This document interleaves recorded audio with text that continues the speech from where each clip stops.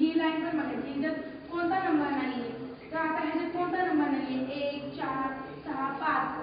आता ह्याच्यात कोणता नाहीये, जर आपण इथं 6 लिहिला तर खाली आपण 2 इथं बघा, इथं जर 6 लिहिला तर इथं पण 6 आहे. आणि इथं कोणता नंबर येईल, 2 इथं नाही, कोणता येईल, 2. कसं काय, इथं 2 आहे.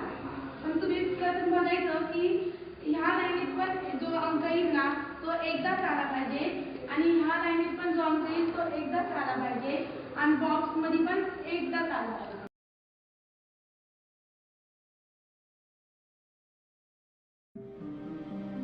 One of the very first classes which I took with these girls was on Sudoku.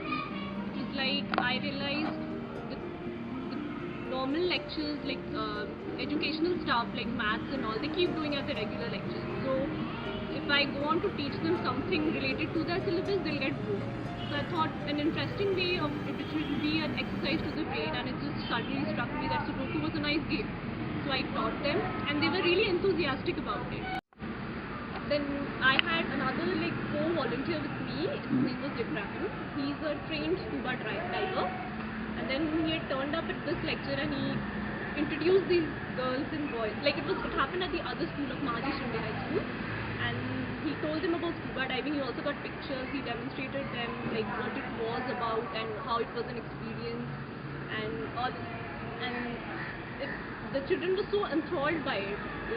And then at the end of the lecture, he asked them to write on a sheet of paper what they understood and then what they wanted to do. And it was a nice experience for us because like in a class of 20 people, 16 of them gave their answers in English.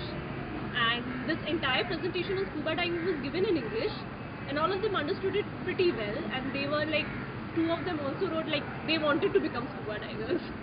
So it was nice, like the dreams were getting wings kind of thing. And then there was this another volunteer. She took a class on the northeastern states of India, which is often the neglected part of India. And like honestly, these people, they didn't know about that. Like even though they have geography as a subject, I don't know how much attention they paid at that time. But then all of them were actually very happy to know about it, the culture of the tribes and all, like Nagaland, Manipur, that side of India. It was, they came to know, they got acquainted with that. So Colors of Life, what did I do in Colors of Life? I provided training in computers, basic computer basics, and English as well. So when I first came in Colors, there was not a lot of expertise in that in the students. The students barely spoke in English. They couldn't convey their messages properly in Hindi even. So our focus basically was to improve English as a spoken language among the students. And so over the past 14 months, the students have grown. And when I came up, when I was in the school recently, a student came up to me and gave this essay to me, which was written in perfect Lord's English. So that was quite a surprise for me. Quite a surprise, but it also showed, it was quite a relief as well. And happiness was also a factor. It showed that the hard work that was put in by Colors was really paying off. The students were being affected in the long run.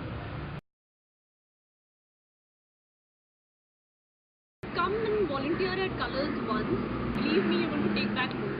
Even though you're not getting a stipend here, or even though you're going to invest your time here, the response which you get from the children after they've learned something new, or after you help them grow as a human being, one step, as you help them grow, the change or the response which you see on the faces, that is worthwhile, and that's like enough for like whatever efforts you put in this, whatever time you've invested in this.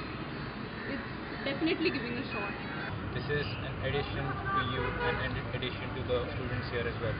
So you not only be helping the students here, but also be helping yourself, both professionally and personally.